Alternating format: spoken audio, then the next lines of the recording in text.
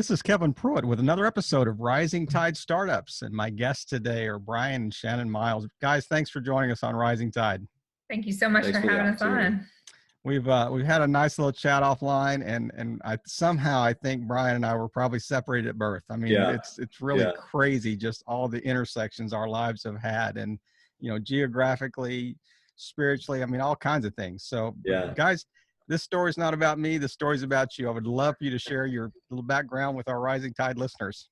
Sure. So, my guess is that we probably are cousins, Kevin Bacon. Exactly. It's closer than 6 degrees. It's like one or two. That's right. The Missouri connection. That is absolutely the Missouri Mafia.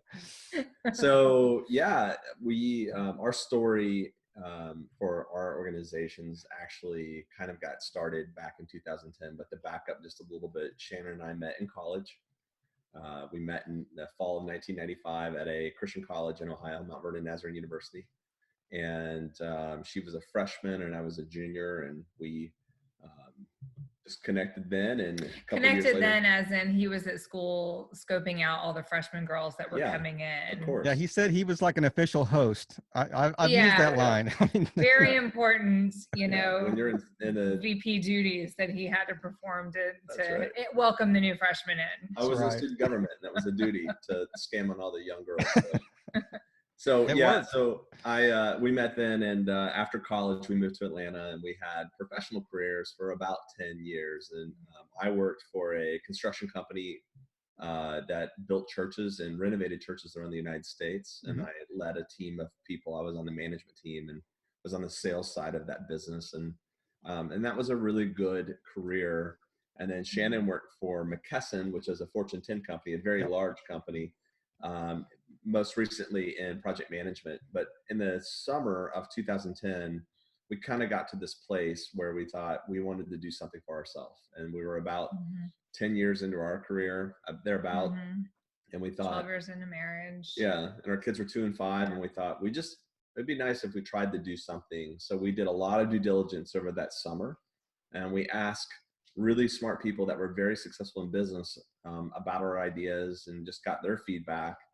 Now, mind you, this was at the time was during the Great Recession. So this is on kind of at the peak of it. Unemployment was 9.6%. And we had a lot of our friends out of work. So the idea of us leaving nice, perceived, stable jobs with health insurance and 401ks and all the things that you work for, Yeah, exactly. So it just seemed like we were cuckoo. But we felt like it was the right thing to do. So we went into our employers on her birthday, and on the same day, within an hour of each other, and gave our notices to our employers. But knowing what you were going to, or not knowing what you were going to? No, that we agreed that this is what we were going to do. We were going to walk in and give our notice at the same time. So we went literally all in on the concept of being an entrepreneur. And then we did something else that a lot of people would freak out about. And not necessarily recommending. Yeah, it's just our story. We don't recommend it, but we did it. Don't try this at home, kids. We cashed out our 401ks, and we used that as our startup capital. And our thinking at the time was, well, we can always go back and get a job, but build it back up. Build it back up again. But fortunately for us, we were in a different position, and our business really took off, and we, got to a good spot. So you kind of skipped over the whole idea. You started, you wanted to do something on your own. You started asking smart people questions. And then the next thing, it's like I was A, B, and then I was at Q. So how did you kind of land on the idea? I mean, and what are some other things that you guys considered other than what you landed on? Sure.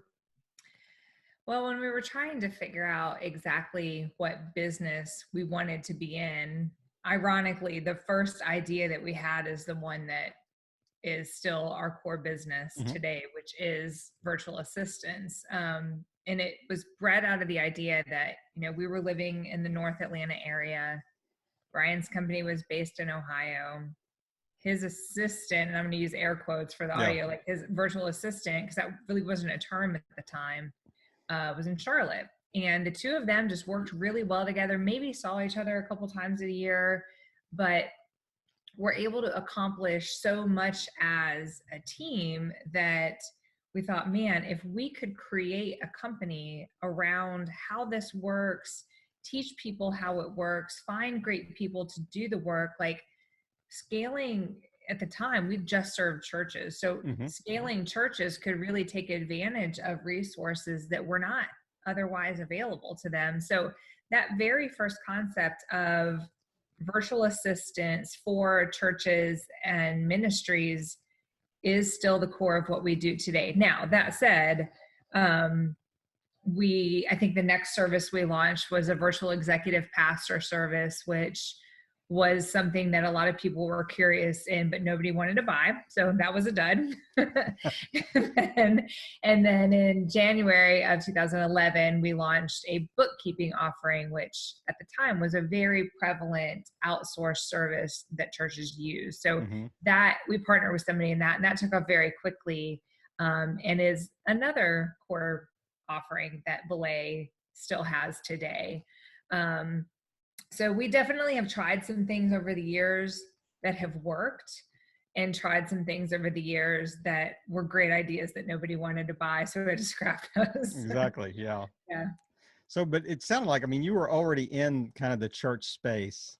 So you understood that market, you understood kind of the client, you spoke church speak already. Yeah. But so, I mean, I'm assuming today that your services are more broadly than just a church audience. So walk us through that transition and when that happened and how it happened and why it happened.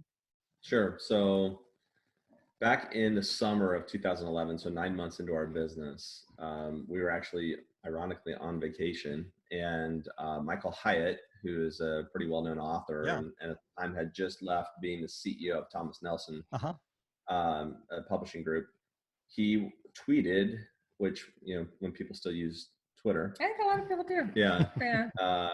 But he tweeted, hey, you know, I'm looking for a virtual assistant. Do you know anybody? And so one of our other clients texted me and said, hey, Michael Hyatt just tweeted about this. You should reach out to him. So I stopped the car. And basically about pulled the car off the road, like, oh my gosh. And I tweeted him. Somebody else is going to answer this.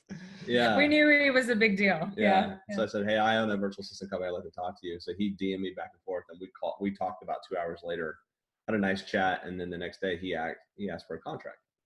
And so he became a client of ours. Well, he was very pleased with our service very early on in his experience with us. And he made one tweet. I'm not making this up. And it filled up our inbox full of sales leads from everybody that wasn't a church.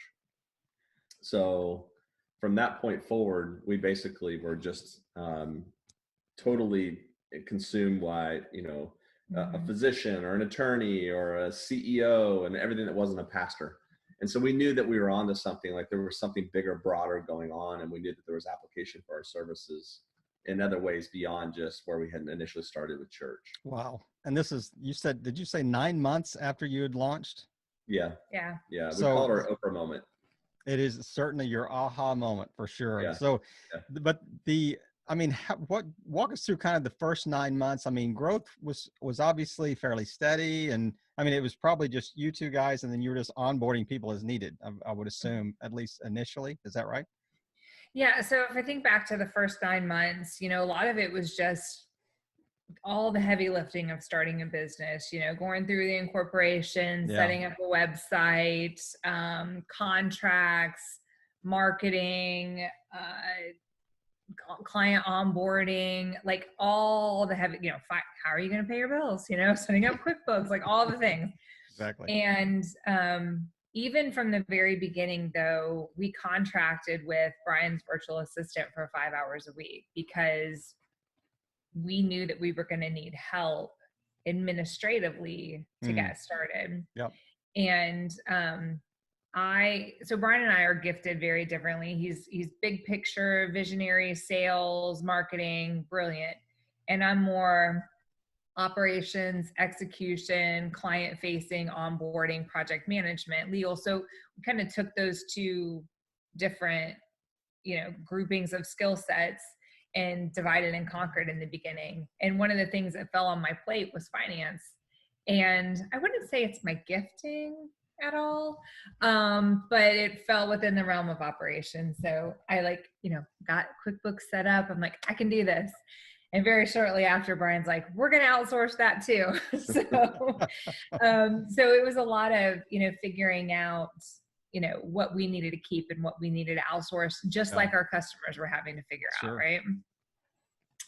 And we stayed pretty focused on,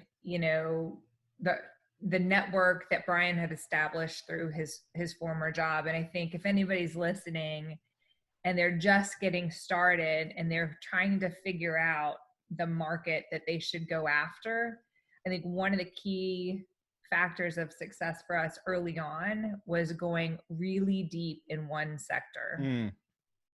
Because we were able to get some social credibility, we were able to gain traction, and we weren't trying to spread our focus and our resources so thin that nothing took. So that would be a recommendation I would give to anybody who's getting started, is go deep in one sector, one vertical, and then grow from there. So would you define that vertical as the church space, or would you define the vertical like post Michael Hyatt, we're now in the executive, administrative assistant space? Initially it was the church. The vertical for us was, let's serve churches in the US very, very well. And then we kind of drilled down on what size churches we thought would work with each service line. And then from there, like I said, verticals started popping up of, beyond church, of it being publishing or manufacturing or construction. They started to emerge, as predominant verticals that we would serve. Today, for example, in Belay, we serve over 30 different verticals or industries. Wow. So we're pretty broad, and we've realized how we can go pretty wide with a lot of folks and go, deep to and small organizations and nonprofits and all the way up to very big corporations. So we're fortunate to have a business that can scale in multiple directions. So kind of walk us through the last 10 years. How is that? I mean, has the growth been just this right pointed hockey stick growth, or has there been some little roller coaster ride along the way, or Yeah. So I think, we like to call our early days of our business, they were really great, but they were early struggle. And they were, like a lot of businesses, you have struggle that you have to navigate and go through. And there's what happens in any organization when you're starting to grow.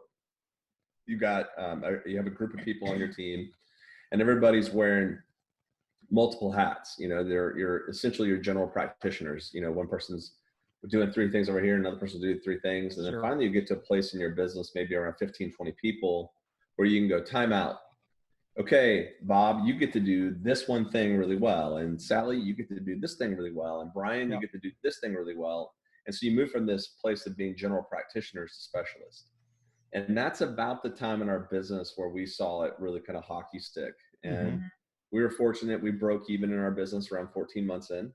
And that was a wonderful milestone. But where we really started to see traction and take off is when we moved everybody to focusing on a particular job. And, that was probably about 3 years into our company at that point. We refined our systems and process, and we actually relied heavily on a book called Predictable Success. It's a really great book for folks that are out there. And then another one that we've leaned into as we've grown our business is Vern Harnish's book, which is called Scaling Up. And that book is excellent because it tells you that, you need to be prepared for what they call the valley of death, which is essentially there's milestones at certain revenue targets you get to where as you approach those things, the things that got you there won't be the things that get you to the next level. You've got to refine your systems, your process, and your people. And a lot of people just don't want to do that. It's hard. It's very hard to do. And so we've just made the decision, we're going to look for this valley of death. We're going to look for the signals, and then we're going to start refining it. And we work really hard to have our team embrace change, because change benefits the organization and our clients. And so I would say that it's been more of an ongoing upward roller coaster. There's been those moments where we kind of drop down to go up, and I will just tell you, I feel very fortunate to be in the position we're in. We know that a lot of just from the statistics, a lot of businesses don't make it. So we really feel grateful for the seat that we're in with our business. So did Michael Hyatt get like a free T-shirt that said Belay, #1 Belayer or something? He got a tattoo. Yeah. Not really. No, we've it's really nice. we were, basically a service provider for several years. And then we built a personal friendship with him and his wife, and they're just good human beings. And they really try hard to point people to good resources that they believe in. And we've been the benefactor of that. And we're very grateful. We try and do that now too with, organizations that we've fallen in love with, that we appreciate. We try and do the same thing and share those because of what he's done for us. I would affirm that 100% because I am a LinkedIn Belay stalker, and I can see the stuff that they're posting and the support they're giving to other organizations out there. It really is cool to see. So Shannon, you touched a second ago about this idea of kind of putting processes in place and, well documented and really kind of drilling down. And I don't remember the exact phraseology that you used, but the whole idea was that, you had grown to a point that you had to kind of shift and change and transition. But isn't that difficult to do like midstream? Like it's almost like trying to remodel the plane while it's in the air. I mean, so how did you guys, speak some words of wisdom for other owners that are, kind of in that, okay, we got past the initial growth. We kind of got over the hump there. Now we're having to change and transition right now. Give them some sage advice on how to almost hit, you can't hit the reset button because you're still riding that bike so quickly, but you kind of understand the base of the question there. I do. And the analogy that we've often used at Belay is not, we're building the airplane as it's going off the runway. We're building the rocket ship as we're going into orbit, because in a lot of ways, that's how quick the trajectory of growth was for Belay. So I think it was actually a little easier earlier on when the growth was more consistent and upward, because it's exciting and, there's a lot of energy around the company and you're celebrating these wins and you're growing your team and all the things. It's when that growth rate starts to level off, or it's when you have to make major system changes or restructure teams. That's when the rubber meets the road. And that's when you have to lead through those. Seismic shift is probably too extreme of a term, but at least a tremor in your business that isn't just the rah fun, let's go get new clients. And I think for us, the biggest event around that was when we first got started. With each new service line, we created another company. So it got to the point in 2016 that we had 5 different organizations that we were leading. And while it seemed like the right idea at the time, it ended up creating a lot of strain on the team, a lot of push and pull of resources, a lot of complexity internally, and most importantly, externally in the market. So that was a really big decision that we had to make, to say, we actually think in order to scale to the next level, right, to grow, we need to combine all these companies into one. And that's when Belay in 2017 became an entity in and of itself. So this is Belay Solutions, right? Exactly. Yeah. So prior to that, it was EA Help, Mag Bookkeeping, and some other organizations. So that was the most difficult, albeit right, transition we had to make as an organization in order to continue to grow. So we did definitely we almost forced ourselves into one of those valleys of death, like Bryan was just talking about, where we had to consolidate a lot of systems, and, maybe some people were working on things that they hadn't been working on before. Maybe that was good. Maybe it was not. We certainly took a hit with our SEO in 2017. And so we ended up having to actually let some people go that year, and it was hard. It was really, really hard. But once we were able to lead through that and start to see the fruit of our hard work pay off in 2018, that's when it felt almost like startup again. So I think as a business owner, you have to be willing to stomach and weather and lead through those kinds of changes in order to grow your company. If you're going to try to just keep things status quo and remain flat, you'll eventually start to decline. So you have to go into business ownership with a mindset and the fortitude to say, there are going to be some really difficult times, but if we're doing it for the right reasons, we'll actually be able to come out stronger on the other side. I'm curious that what was the thinking of starting new entities every time you started kind of a new vertical versus just doing this like, okay, this is Belay Bookkeeping, this is Belay, or maybe the name came along in 2017 when you consolidated everything. So what was and were these like DBA, were they doing business as under one LLC, or were these all individual companies, so to speak? Separate. No, we, at the time, the way we were set up is we owned all of these companies, but we decided that each brand would have its own kind of life in the market. We built its own structure, and then it would report into a parent company that we created. And as Shannon alluded to earlier, that just became a giant beast.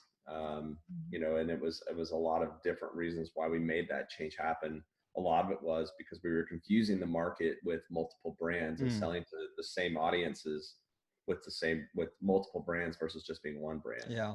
And so that was the biggest for us, is we wanted to have less brand confusion in the market. Right. But the decision to have them separate, I think, was a lot around, you know, the ability to grow each one at different rates. Well, and I will just tell you too, I won't speak for Shannon on this, but I'll speak for me. It was also an ego thing. You know, it was a thing to say, like, you know, we have all these companies, look how great this is. And we have a parent company, and it was just naive to think that we could scale that. We see how now I actually know how that's done with a parent company. If we were to ever do that again, I actually know how parent companies operate, and it wasn't the way we were doing it. You know, so there was just some ego that we had to kind of die to, or I had to die to, in that, to say, no, this can be one really great thing.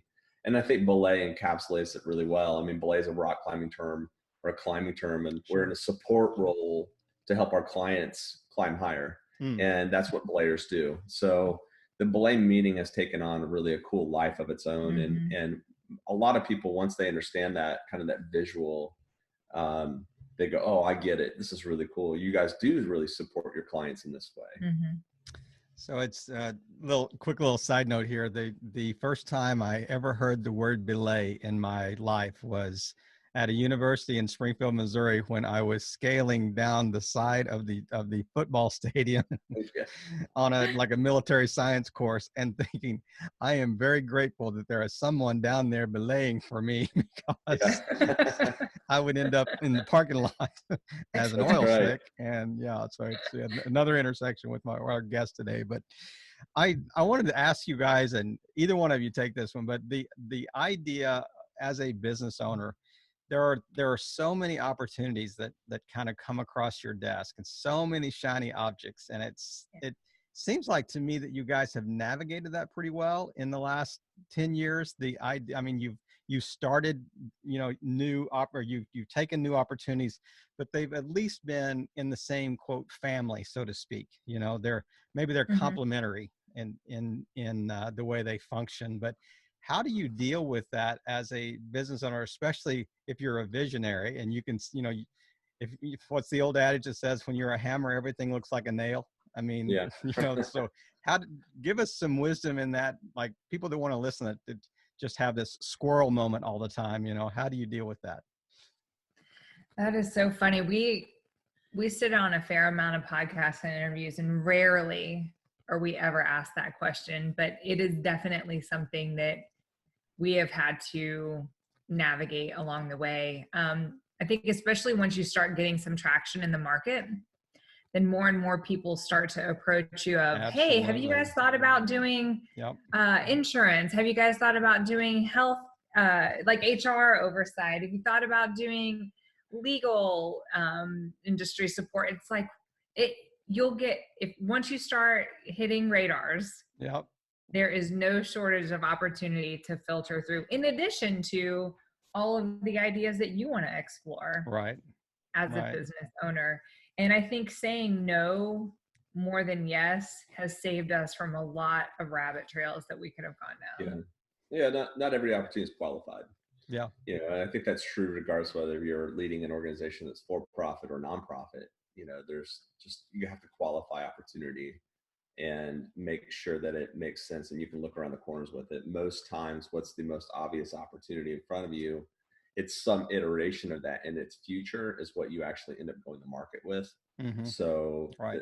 Knowing that you can see past the shiny thing and look around it to see, okay, does this thing really have legs to it? Can it really do what we think it can, and qualify it that way? And having smart people around you. We worked really hard to put advisors, really great people around us that know us personally, that carry our same belief set, that are successful in business, that can go, oh, that's a terrible idea.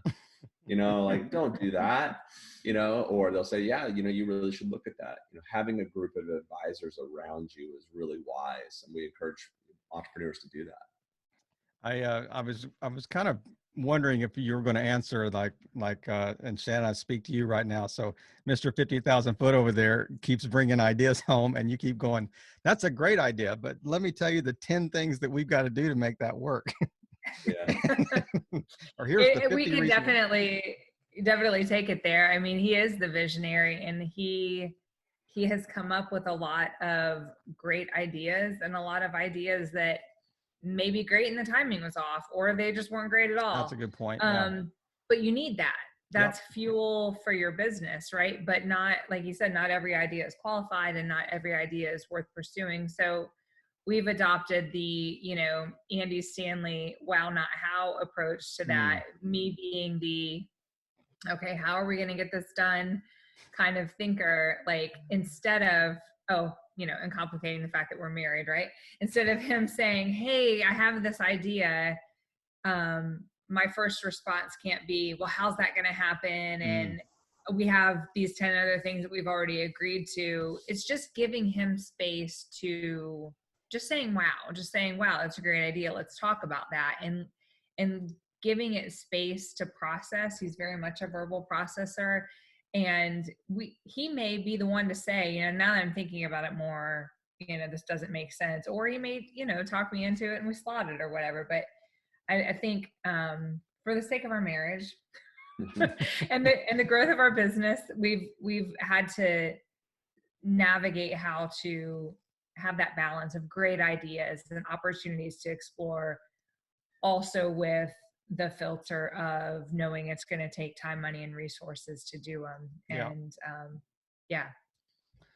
guys, if you haven't listened to anything else they've said today, this last minute that she just kind of outlined is well worth the price of admission. And it's so many marriages out. You probably saved 50,000 marriages with that one statement you just made. Well, that have awesome. Joint founders, the husband and wife, and maybe she's the visionary, maybe he's the one that's the the more of that. Here's the reasons why it's kind of the balance, and in this, and you need that. You absolutely need that balance, and that's it's like putting two half spheres together to form the full, the complete ball. So I really appreciate you sharing that. And I want to honor your time today, guys. This has been a great conversation, but I really want to kind of drill down in the whole idea of the current state, we find ourselves in this COVID-19 coronavirus, pandemic that we're in the middle of. And I mean, you hear the horror stories of what this could look like, 6 months from now, and how many people could be affected. Just kind of speak to those that are listening right now. Give us 2 or 3 just real hopeful handles, to hang on to as business owners that say, this is how you can navigate this. This is how you can walk your staff through this type thing. So I'm just really curious to hear what you guys have to say. Yeah, I think the first thing is right now, our job, I think, as leaders and as business owners, is to extend grace to our teams, extend grace to our folks, because we all need it. Every one of us needs it right now. It could be that we're working from home for the first time, or we're working with a spouse at home for the first time, or our kids are home and they're being homeschooled because there's no schools. This season as a leader mandates grace. And I think that helps people navigate this season. And we're seeing signs of that so many places, how people are being helpful. But as a leader, the best thing you can do is say, hey, look, I really want to be here for you. And I realize it's not going to be perfect. And, your webcam might be messed up or your internet may be slow, but here's the thing, I'm here and I'm here to help you in this time. So grace, I think, is the big thing I would call leaders to do right now, is to extend that. I also think that this is going to be a distant memory in the not too distant future. And I think that it's important that we are organizations that are found helping people right now as best we can, or helping save jobs, because I'm convinced that 2 years from now, people are going to look back on this time and remember how you treated them. And they'll remember your brand, and they'll remember your face and your service, and or them as an employer or whatever. And so it's important that we not lose sight of the fact that we're going to be remembered by how we treated people in this season. Yeah. Wow. That's those are two really great points. So Shannon, you have anything that you wanted to add to that?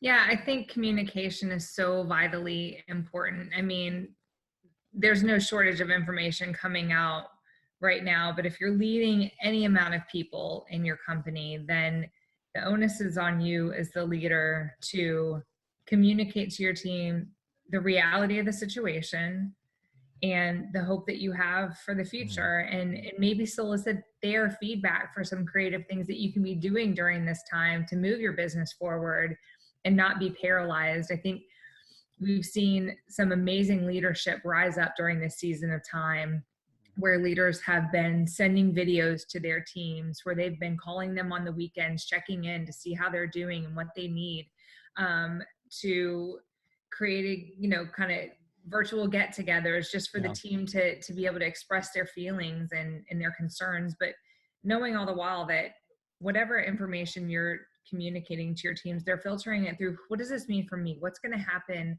for sure to my job? What's going to happen to this company and my connection to it? So even if you don't have all the answers, even if you would rather just go back to bed and pretend like this isn't happening and wait it out, you have to lead and you have to communicate right now more than ever. Guys, I really appreciate the way you've kind of wrapped up today, and just really the whole tenor and the thread of the conversation as a whole. I encourage people to check out the website and the story behind the website. It's Belay Solutions. It's BELAY solutions.com. And is there anything that I haven't touched on that you guys just want to wrap up with today? Just quick statement, comment, any questions that universal questions you want to ask? Well, I will say, Bryan and I have tried our best as business owners to help other business owners during this time, just as you are. And even before all of this started, we created another organization called Own Not Run this year. We recently appointed a CEO over Belay, and a lot of people have asked us, how do you do that? How do you own your business and not run it? So initially our intent was to speak around that topic, but in light of the recent events with COVID-19, we've shifted focus for that organization to really just meet business owners where they are. So if people are looking for additional resources around that, there's some amazing interviews that we've been conducting on notrun.com for Instagram too. And if you're working from home for the first time and you're trying to figure out how to do this, there are a ton of resources on that Belay Solutions site that are free for you to access. So I hope this was helpful. It certainly was. So tell me that other website again. OwnNotRun.com. All just spelled out all together. Own Not Run. Right. Okay. All right, and then guys. We'll certainly. Yeah, we'll certainly have both of those websites in the show notes. And once again, I just want to thank you guys for taking the time. I know you're busy. I know you have busy schedules, and you'll probably create another company by the time this goes to publication. Yeah, who knows? That's exactly right. But I'm just really grateful for you guys just taking the time and really casting vision and just kind of expressing hope in this really difficult time. And I can just tell just by this, the smiles on your face and just the joy in your voice that, this is, you are casting hope for others that are, that you're encountering right now. So thank you again. And just really just playing your part in helping all boats rise in a rising tide. Thanks a lot, guys. Thank you. Thank you.